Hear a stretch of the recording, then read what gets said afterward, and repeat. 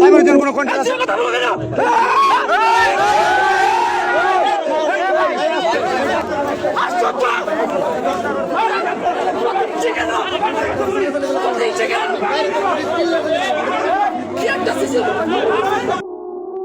আমি আগেই বলেছিলাম জুয়েল নাসা হাসেম মোজাহের আর ওমর ভাই অনলাইনে এদের অন্যের নামে সমালোচনা ছাড়া তেমন কোনোই ক্রিয়েশন নাই। বিল্লাল ভাই মানবিক লোক আমাদের উত্তরবঙ্গের ভাইরাল সাইমনের চোখের চিকিৎসার জন্য 48 ঘন্টায় সংগ্রহ করে দিলেন 10 লক্ষ টাকা।